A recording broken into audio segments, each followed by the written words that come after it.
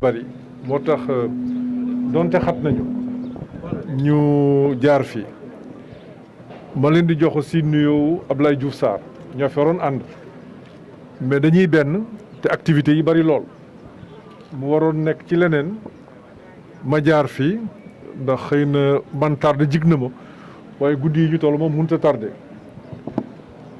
bi ma ñëw aussi ñu waxtaan ci bu baax a baax a baax a baax ndax lii dafa dëpp ak programme am en même temps di dugg ci gis-gisu président de la République et je vais vous dire pourquoi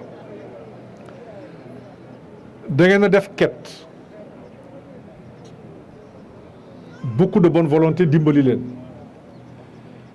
ngeen jëmale ko ci bourse pour dimbali néew ju doole yi mais ngeen wékku ko d'abord ci transparence ngeen commettre un huissier de justice def tirage cela veut dire quoi ci gis-gis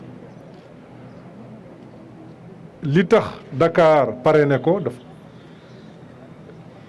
Abdoulaye Diouf Sarr daf leen bëgg a wax ni bu jotee mairie bi alalu askan bi ñëpp a ci yem ça c'est important parce que loolu la bëgg a wane à travers ce geste là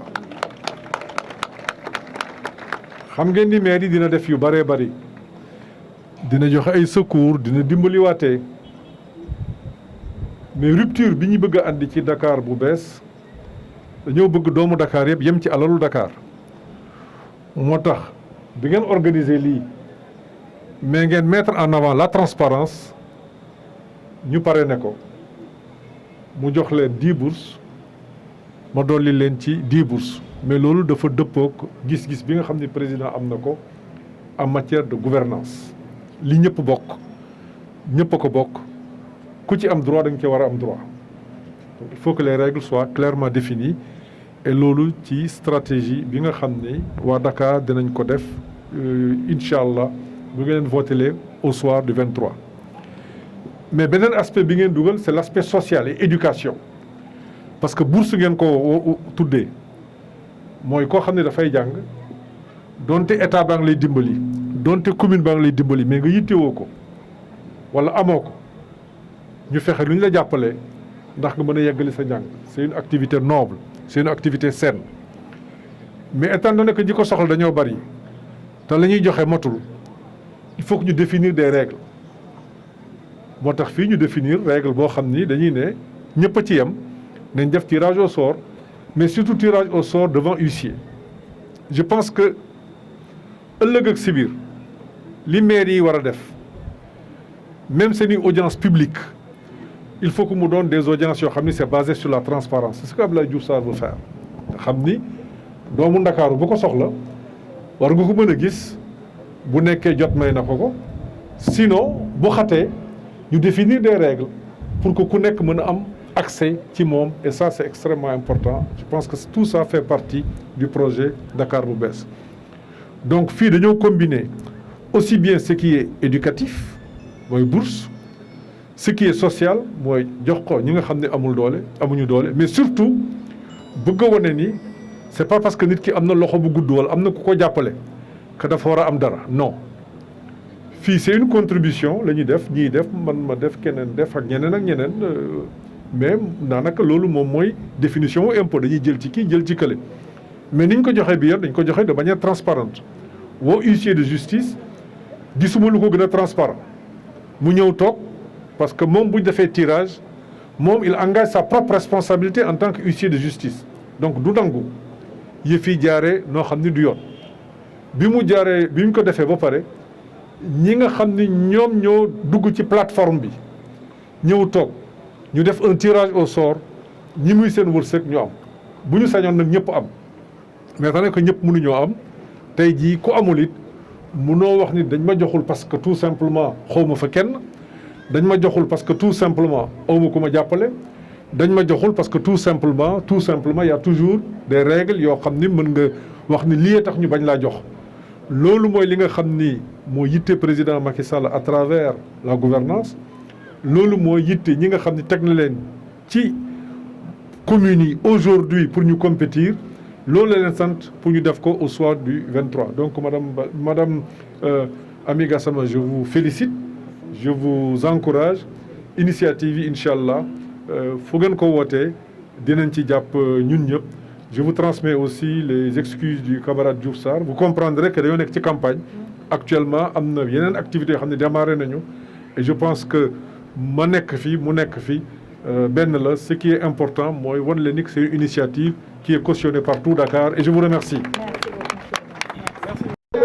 Madame, veuillez vous présenter, s'il vous plaît. Je m'appelle Dr Aminta Gassama.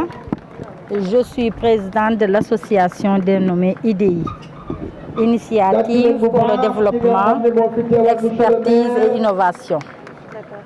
Aujourd'hui, Madame est-ce qu'on peut sous-entendre que vous êtes l'initiative vous êtes organisée comment pour organiser cette cérémonie de don? Merci. Oui, en réalité, notre association existe depuis 3 ans. Et depuis le début, on a essayé d'être interface entre les communautés de base et les structures, que ce soit les ONG ou l'État. Ce qu'on avait remarqué, il y avait beaucoup de projets et de programmes destinés aux communautés de base, mais qui n'étaient pas mis en œuvre, soit parce que les communautés n'étaient pas au courant, soit les communautés ne connaissaient pas les critères d'éligibilité, soit les communautés manquaient de suivi et d'encadrement. On a essayé d'être cette interface. Et on a eu à également aider beaucoup de femmes à l'autonomisation. On a travaillé dans la région de Kolda, de Kaolack, de Fatick, de Dakar et de Thiès. Et cette fois-ci, puisque le président de la République avait pris l'initiative de renforcer les jeunes depuis le mois de mars, on a jugé nécessaire également d'apporter notre pierre à l'édifice. C'est pour cette raison qu'on a créé la plateforme qui s'appelle Sama Chance, qui permet aux jeunes et aux femmes de s'inscrire.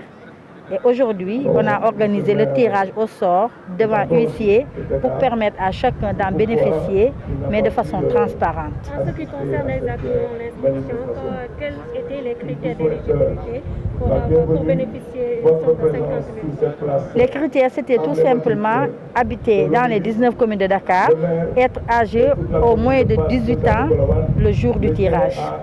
Et vous avez aujourd'hui fait bénéficier de 70 bourses. Les 10 c'est pour Abdoulaye Moussa, les autres 10 pour Amadouba et les 50 pour l'association. Oui. Est-ce que vous pouvez revenir sur ça? Voilà, nous avons mis 50 bourses à la disposition des bénéficiaires. Et on avait choisi des parrains comme le ministre d'État Amadouba, comme Abdoulaye Diouf Sarr qui est notre candidat à la mairie de Dakar. Et quand ils sont venus, ils nous ont aidés. Amadouba, 10 bourses, Abdoulaye Diouf Sarr, 10 bourses, et ce qui nous fait au total 70 bourses. C'est déjà quelque chose pour la première édition et on pense reprendre cette initiative chaque année et on espère que chaque année on aura 100 bourses, 200 bourses, 500 bourses et peut-être que finalement on arrivera à pouvoir financer des projets d'envergure pour les jeunes et les femmes. Vous avez des questions? Madame, pourquoi cette cérémonie de lancement? L'objectif L'objectif rentre en droite ligne avec notre association qui est une association d'aide, de formation, de suivi et d'encadrement des communautés de base. Donc depuis 3 ans, on est dans ce sillage-là et aujourd'hui, on ne fait que continuer l'activité qu'on avait déjà commencée depuis 3 ans. Est-ce que vous avez des outils pour étaler dans toute l'étendue du territoire? Oui, c'est une structure nationale. On a des responsables dans toutes les régions. Et j'ai dit tantôt qu'on avait déjà travaillé à Kolda. À Kolda, on a formé 685 groupements. À Bignona, on a formé 330 groupements. À Dakar, dans la banlieue, on a formé 100 groupements. On en a formé à Ngaïmekhé, on en a formé à Kaolack, à Gandiaye, à Kahone. Ça, c'était pour les femmes.